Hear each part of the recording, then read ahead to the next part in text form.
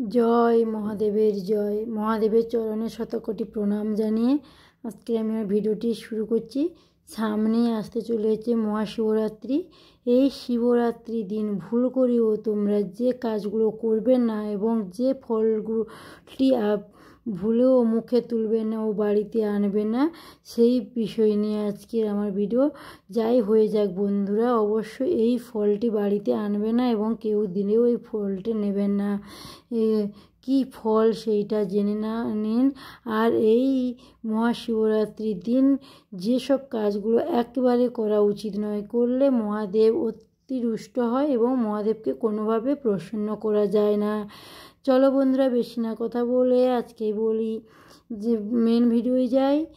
ভিডিওটি যদি ভালো লাগে তাহলে অবশ্যই একটা লাইক কমেন্ট শেয়ার করে দাও আর কমেন্ট বক্সে জয় মহাদেবের জয় লিখে দাও। আশা করি আজকের ভিডিওটা খুব উপযুক্ত ভিডিও হবে এবং খুব গুরুত্বপূর্ণ ভিডিও হবে, তাই সবাইকে অনুরোধ করে বলছি ভিডিওটা স্কিপ না করে পুরো ভিডিওটা দেখতে থাকো, সাথে থাকো। যদি ভালো লাগে তাহলে চ্যানেলটিকে একটা সাবস্ক্রাইব করে কমেন্ট করে লাইক করে দাও আর বন্ধুদের মধ্যে শেয়ার করে দাও। মহাশিবরাত্রির দিন ওই যদি ফলটা আপনি নেন কারোর হাত থেকে বা আপনি যদি খান, তাহলে আপনার ঘরে অশুভ ছায়া পড়তে পারে ও ঘোর বিপদের মধ্যে পড়তে পারো। তাই বন্ধুরা, এই ফলটি অবশ্যই খাবেও না আর অবশ্যই নেবেও না। আপনাদের ব্রতও ভঙ্গ হয়ে যেতে পারে আর আপনাদের ওপর প্রচণ্ড পাপ লাগতে পারে। আর ভগবান শিবের পুজো সম্পূর্ণ সময়ের ভিতরে বন্ধুরা, মহাশিবরাত্রির দিন এই 5টি ভুল কখনো করবেন না। আপনার জীবনে নানা রকমের সমস্যা বাধা বিঘ্ন ঘটতে পারে। ভগবান শিব ও মাতা পার্বতীর পূজা খুব ভক্তি সহকারে করতে হবে। চলো বন্ধুরা, মহাশিবরাত্রির দিন এই কোন 5টি কাজ ভুল করেও করবেন না, তা এই ভিডিওর মাধ্যমে জেনে নিন। বন্ধুরা, মহাশিবরাত্রির দিন আপনারা খুব সকাল সকাল ঘুম থেকে উঠে পড়বেন। তারপর বাসি বিছানায় শুয়ে থাকবেন না। আর আপনার বাড়িতে যা নিত্য কাজ আছে ওই কাজগুলো খুব তাড়াতাড়ি সেরে ফেলবেন। আর বাড়ির সবাইকে ঘুম থেকে তুলে দেবেন, বেশি বেলা পর্যন্ত শুয়ে থাকবেন না। তারপর সব কাজ সেরে শুদ্ধ বস্ত্র পরে শুভ সময়ের মধ্যে শিবলিঙ্গের পুজো করবেন বা শিবলিঙ্গে জল, দুধ, ঘি, মধু অর্পণ করবেন। তার সঙ্গে গঙ্গা জল দিয়ে মহাদেবকে ভালো করে চান করাবেন। তারপর চান করানো হয়ে গেলে বা অভিষেক হয়ে গেলে তারপর আবার ভালো জল দিয়ে সুন্দর করে ধুয়ে দেবেন মহাদেবকে। তারপর ভগবান শিবের ধ্যান করবেন আর ওই দিন বেশি বেশি করে ভগবান শিবের নাম জপ করবেন। আর তার সঙ্গে এই মন্ত্রটি অতি অবশ্যই বলবেন। এই মন্ত্রটি বলতে ভুলবেন না। মন্ত্রটি হল ওম নমঃ শিবায়। এই মন্ত্রটি 3 বার বলবেন। আর তার সঙ্গে ওম নমো ভগবতে রুদ্রায় নমঃ, এই মন্ত্রটি 3 বার বলবেন। 3 বারের বেশিও যদি বলতে পারো খুব ভালো। 108 বার যদি জপ করতে পারো তাহলে তো আরও খুবই ভালো। এবার আমি বলবো কি, যার যতবার ক্ষমতা সে ততবারই এই মন্ত্রটি পাঠ করবে। এই দিন যারা ব্রত রাখবেন, সে ছেলে হোক বা মেয়ে হোক, পুরুষ হোক বা মহিলা হোক, যারা সবারই এই ব্রত করার অধিকার আছে। লোকে বলে, আমি অনেকের মুখে শুনেছি যে কেন মহাদেবের ব্রত আমরা করব, আমরা কি মেয়ে নাকি? যারা মেয়ে তারাই শুধু করবে, ছেলেরা করবে না, এটা আমি অনেকের মুখে শুনে থাকি। কিন্তু এটা ভুল বন্ধুরা। ভগবান মহাদেব এমন কোনো কথা বলেনি যে শুধু মেয়েরা করতে পারবে, ছেলেরা করতে পারবে না। এই ভক্তি সবারই করা উচিত। ভক্তি ভরে ডাকলে সবার সঙ্গে মহাদেব দেখা দেয়। তাই এই শিবরাত্রি শুধু মেয়েদের জন্য নয়, সবাই করতে পারবে। ছেলে থেকে মেয়ে থেকে বাচ্চা থেকে সবাই করতে পারে, কোনো অসুবিধা নেই। করলে আরও মহাদেব খুব প্রসন্ন হয়। ভক্তি ভরে যদি ডাকা যায় মহাদেব খুব প্রসন্ন হয়।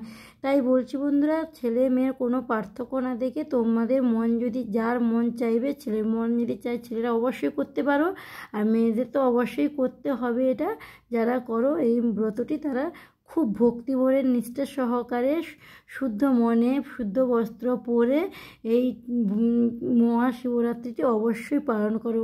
আর এই শিবরাত্রির দিন অবশ্যই তোমরা নিরামিষ আহার গ্রহণ, তার আগের দিন সংযম থাকবে এবং নিরামিষ আহার গ্রহণ করবে। কেউ মাছ মাংস ডিম রসুন পেঁয়াজ কোনো কিছু স্পর্শ করবে না। আর উপবাসের দিন তো অবশ্যই উপবাস থাকতেই হবে, কোনো কিছু খাওয়া যাবে না। হ্যাঁ, কোনো কিছুর মধ্যে কিন্তু তোমরা আবার ভেবে নিও না যে একদমই কিছু খেতে বলছি না। ফল তোমরা অবশ্যই খেতে পারো, দুধ খেতে পারো, এমনকি তোমরা সাবু ভিজিয়ে খেতে পারো। এইসব খাবারগুলো গ্রহণ করতে পারো। আবার অনেকের ঘরে আছে, আমি শুনেছি কেউ ছোলা সিদ্ধ করে খায়, কেউ বা লুচি তরকারি করে বানিয়ে খায়।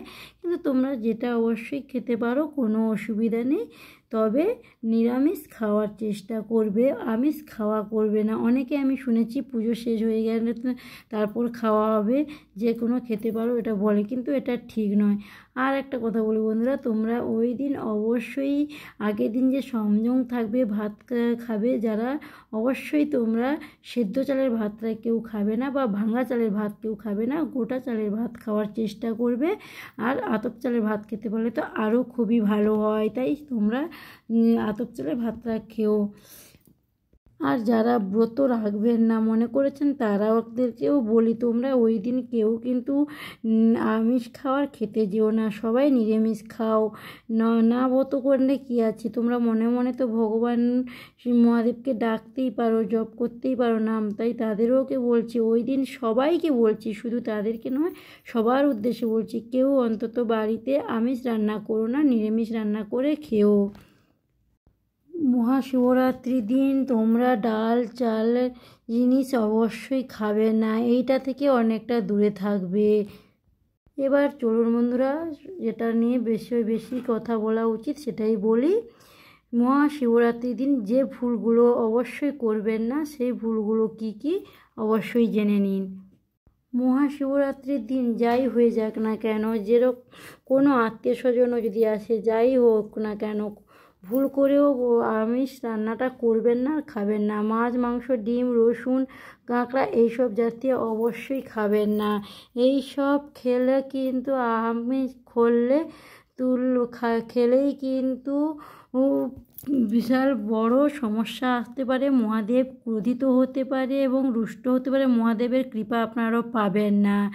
আর এই দিন অবশ্যই মদ্যপান তো একেবারেই বন্ধ, ধূমপান তো একদমই বন্ধ করবেন। যারা নির্জলা উপবাস রাখবেন তারা ওদেরকে অবশ্যই বলি, ওই দিন তোমরা কেউ বিছানার মধ্যে শোবে না, কেউ বিছানার উপর বসে থাকবে না। আর যারা ব্রত রাখবেন না তাদেরকেও বলি, তারাও ওই দিন বেলা পর্যন্ত একদম শুয়ে থাকবে না। খুব সকালবেলা উঠে পড়ে আপনাদের ঘরের যেরকম যা কাজ আছে ওই কাজ বাজ সেরে শুদ্ধ মন হয়ে ভগবানের বিষ্ণুর কাছে ওম নমঃ শিবায় নামটি জপ করতে থাকুন। যতবার করতে পারেন ততবারই ভালো, সারাদিনও যদি জপ করতে পারেন তাও আরও ভালো।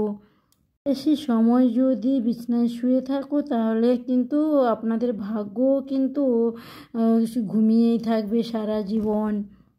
মহাশিবরাত্রির দিন যদি বাবা মহাদেবকে যদি প্রসন্ন করতে চান তাহলে কিন্তু ভুল করেও ওই দিন কোনো কালো রঙের বস্ত্র পরিধান করবেন না। কালো রঙের বস্ত্র থেকে একদমই দূরে থাকবেন, একদমই বিরত থাকবেন। কালো রঙের বস্ত্র একদম পরিধান করা নিষেধ আছে।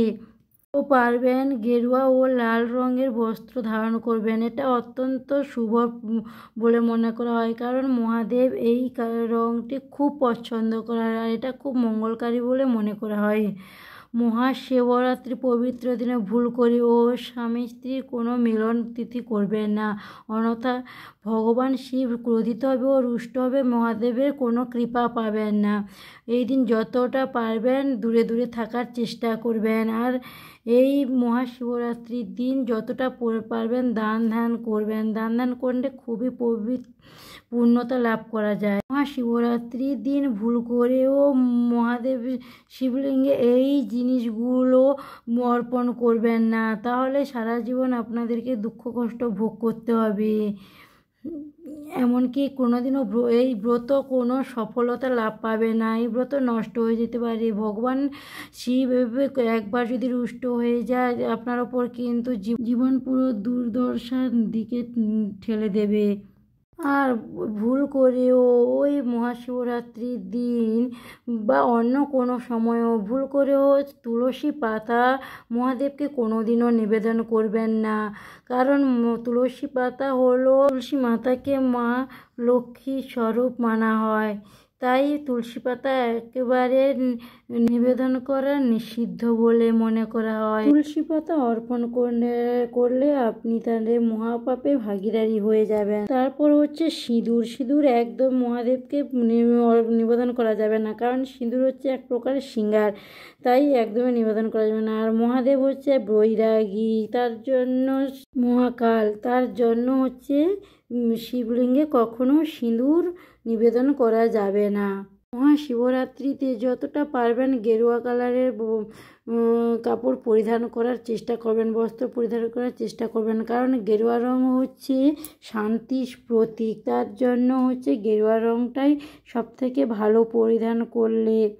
তারপর হচ্ছে হলুদ। হলুদ একদমই তো নিবেদন করা যাবে না, কারণ সমস্ত দেবদেবী পূজায় হচ্ছে হলুদ ব্যবহার করা হয়। বিনাশের দেবতা মহাদেব, তার জন্য হচ্ছে হলুদ নিবেদন করা একদমই যাবে না। তারপর হচ্ছে কেতকী ফুল। কেতকী ফুল শিবলিঙ্গে কখনো নিবেদন করবেন না, কারণ এই কেতকী ফুল একবার ব্রহ্মার মিথ্যে কথাকে সঙ্গ দিয়েছিল, তার জন্য মহাদেব অভিশাপ দিয়েছিল। এই জন্য মহাদেবের পুজোতে বা মহাশিবরাত্রি পুজোতে কেতকী ফুল নিবেদন করা উচিত নয়। নারকেলের জল মহাশিবরাত্রির দিন কেউ ভুল করেও নিবেদন করবেন না। হ্যাঁ বন্ধুরা, তোমরা ডাবের জল দিতে পারো, কোনো ক্ষতি নেই, ডাবের জল দেওয়া হয় তাই ডাবের জল দিতে পারো, কিন্তু নারকেল ফাটিয়ে নারকেলের জল দেবে মনে করলে এটা কখনো দেবেন না, এটা তাহলে অনেক বড় পাপ হয়ে যাবে।